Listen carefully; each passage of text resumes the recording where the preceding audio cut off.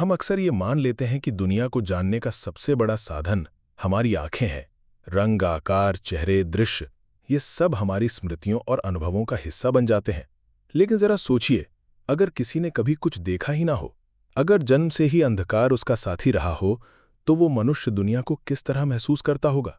जन्म से अंधे व्यक्ति की दुनिया दृश्य छवियों से नहीं, बल्कि ध्वनियों की प्रतिध्वनियों, छुअन की बारीकियों, गंधों की गहराइयों और भीतर की कल्पना से बनी होती है। उनके लिए हवा का झोंका, किसी आवाज का उतार चढ़ाव या किसी वस्तु का खुरदुरा या मुलायम स्पर्श, यही चित्र बन जाते हैं। वे देखते नहीं, लेकिन दुनिया को उतनी ही गहराई और जीवंतता से महसूस करते हैं जितनी कोई भी देख सकने वाला व्यक्ति। ये विषय हमें यह समझने का अवसर देता है कि देखने का अर्थ केवल आंखों से देखना नहीं, बल्कि संपूर्ण इंद्रियों और चेतना से अनुभव करना है।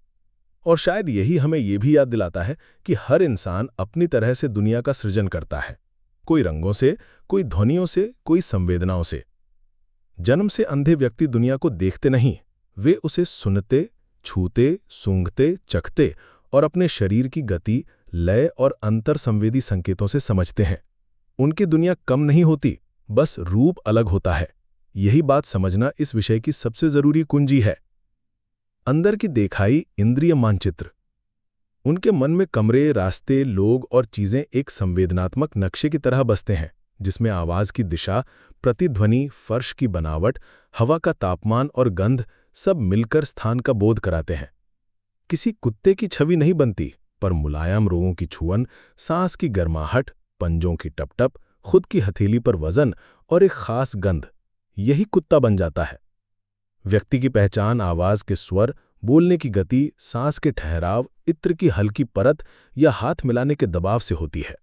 छोटा उदाहरण, पार्क को कोई जन्म से अंधा व्यक्ति ऐसे याद रख सकता है, नरम घास के नीचे पैर धंसते हैं, दूर से बच्चों की हंसी की प्रतिध्वनि, हवा में मिट्टी और पत्तों की गंध, दाहिनी ओर सड़क से आती तेज आवाजें, यानी खुला, जिंदा, सांस लेता हुआ विस्तार। भाषा, विचार और रूपक। सोच शब्दों, ध्वनियों और स्पर्शजन्य स्मृतियों में चलती है। रूपक भी वैसे ही बनते हैं, जैसे कड़वा अनुभव सचमुच मुंह में कसैलापन जगा देता है, नुकीला सच दिल में चुभन जैसा एहसास। स्थानिक कल्पना दृश्य छवियों के बिना भी विकसित होती है, जैसे बाएं 3 कदम, फिर हल्का मोड़, फिर गेट की ठंडी लोहे की सलाखें। सुनने और छूने की सटीकता के साथ ध्यान का वितरण अलग तरह से तराशा जाता है। भीड़ में सूक्ष्म संकेत पकड़ लेना, जैसे परिचित कदमों की चाल। मस्तिष्क और न्यूरोप्लास्टिसिटी। सरल भाषा में, जन्म से अंधे लोगों में जो हिस्सा सामान्यतः देखने का विजुअल कॉर्टेक्स कहलाता है, वो ध्वनि और स्पर्श को प्रोसेस करने में भी काम आने लगता है। ब्रेल पढ़ते समय उंगलियों के नीचे उठे बिंदुओं की सूक्ष्म पहचान के साथ यही क्षेत्र सक्रिय हो सकता है। मतलब दिमाग काम के हिसाब से अपनी वायरिंग अनुकूलित करता रहता है। कुछ लोग मानव इको लोकेशन जैसी तकनीक सीखते हैं। जीभ की क्लिक या कदमों की प्रतिध्वनि से सामने दीवार, खुला मोड़ या खंभे का अंदाजा लगाने लगते हैं। सपने, स्मृति और कल्पना। जो जन्म से अंधे हैं, उनके सपनों में चित्र नहीं आते, पर सपनों में आवाजें, छुअन, गंध, गति और भावनाएं जीवंत होती हैं, जैसे किसी की हंसी, बारिश की बूंदें, ओढ़नी की खुरदरी किनारी। जो लोग बाद में अंधे हुए, वे कभी कभी दृश्य सपने देखते रहते हैं, क्योंकि पुरानी दृश्य स्मृतियां बनी होती हैं। विकास, खेल और सीखना। बचपन से ही खेल और खोज स्पर्श और ध्वनि पर आधारित होती है। खड़खड़ाते खिलौने, अलग अलग बनावट वाले ब्लॉक, सुगंधित रंग, टैक्टाइल किताबें। ब्रेल, बड़े बटन वाले उपकरण, आवाज से चलने वाले ऐप और स्क्रीन रीडर सीखना पढ़ाई को स्वतंत्रता देता है। ओरिएंटेशन और मोबिलिटी ट्रेनिंग सफेद छड़ी का स्मार्ट इस्तेमाल सिखाती है, सड़क पार करना, बस पकड़ना, सीढ़ियां पहचानना। सामाजिक दुनिया और भावनात्मक बुद्धिमत्ता। आवाज के सूक्ष्म उतार चढ़ाव, ठहराव और आहट से मूड, भरोसा और असहजता का संकेत पकड़ना अक्सर तेज होता है। आंतरिकता के आयाम अलग तरह से खिलते हैं। हाथ पकड़ने का ढंग, कंधे की गर्माहट, कमरे में मौजूदगी का तापमान, ये सब रिश्ता बोलते हैं। हाथ से भी ध्वनियों और बनावटों से खिलता है। मुझे आपका चेहरा नहीं दिखता, पर आपकी मुस्कान की आवाज साफ सुन रही हूं, जैसी पंक्तियां दुनिया को हल्का कर देती हैं। धर्म, दर्शन और अंतर्दृष्टि की भारतीय दृष्टि। भारतीय परंपरा में ज्ञान के साधन बताए गए हैं। प्रत्यक्ष, अनुमान, शब्द। यहाँ प्रत्यक्ष का अर्थ केवल आंख से देखना नहीं, उपलब्ध इंद्रियों से यथार्थ का साक्षात्कार है। तमसो मा ज्योतिर्गमय को शाब्दिक रोशनी नहीं, भीतर की समझ, करुणा और विवेक की तरफ बढ़ना समझा जा सकता है। योग सूत्र में प्रत्याहार और धारणा का अभ्यास इंद्रियों को केंद्रित कर संवेदना की बारीकी बढ़ाने का मार्ग दिखाते हैं। ये अनुभवजन्य है, केवल सैद्धांतिक नहीं। मिथक बनाम यथार्थ। मिथक, अंधे लोग बाकी इंद्रियों में जीनियस होते हैं। यथार्थ, अभ्यास और पर्यावरण सहारा दें तो सूक्ष्मता बढ़ती है, पर यह जादू नहीं, कौशल और मेहनत का फल है। मिथक, दृश्य कला, कविता या हास्य उन तक नहीं पहुंचता। यथार्थ, ऑडियो डिस्क्रिप्शन, टैक्टाइल ग्राफिक्स, शब्द संगीत की प्रतीति, ये सब समृद्ध सौंदर्य बोध देते हैं। मिथक, सहानुभूति के नाम पर हमेशा सहायता करना ही अच्छा है। यथार्थ, पूछे बिना बाहां पकड़ लेना असहज कर सकता है। स्वायत्तता सर्वोपरि है। तकनीक, आज़ादी और रचनात्मकता।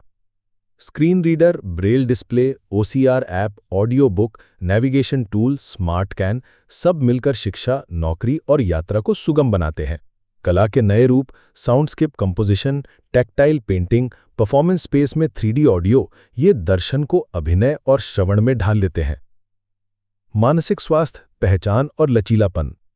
बार बार की बाधाएं, दूसरों की धारणाएं और सूक्ष्म कटाक्ष तनाव दे सकते हैं, पर कम्युनिटी, सहायक समूह, थेरेपी और स्व-अधिवक्ता बनना सुरक्षा घेरा बनाते हैं।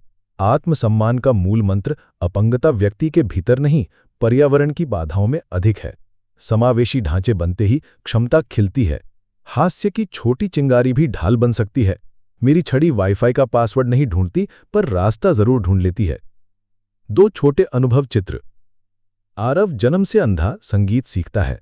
नया स्टूडियो वो ऐसे याद रखता है, बाईं दीवार पर कर्कश गूंज, दाएं मोटा पर्दा जो आवाज को नरम कर देता है, बीच में लकड़ी की फर्श जो जूतों के साथ हल्की चरमराहट करती है। उसके लिए अच्छी मिक्सिंग वो है जहां हर वाद्य का स्पर्श अलग सुनाई दे, जैसे उंगलियों से अलग अलग धागों को पकड़ा जा रहा हो। समीरा दफ्तर जाती है।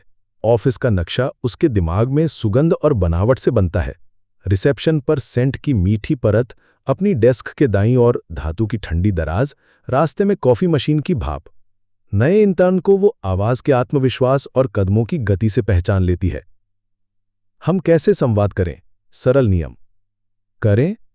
अपना परिचय दें। नमस्ते, मैं नीलिमा बोल रही हूं, आपकी दाईं ओर हूं। मदद चाहिए या नहीं, पहले पूछें। क्या मैं आपका हाथ थामूं या आप मेरी कोहनी पकड़ना पसंद करेंगे? दिशा बताने में स्पष्ट शब्द।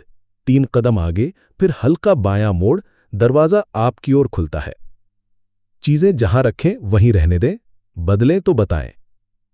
न करें, बिना पूछे पकड़कर खींचना, बच्चों की तरह बात करना या सिर पर अनावश्यक थप्पी। देखिए, कहने से डरना नहीं चाहिए, ये सामान्य संवाद का हिस्सा है। बेचारे जैसा रवैया, सम्मान सबसे बड़ी सहायता है। शिक्षा और कार्यस्थल के लिए संकेत।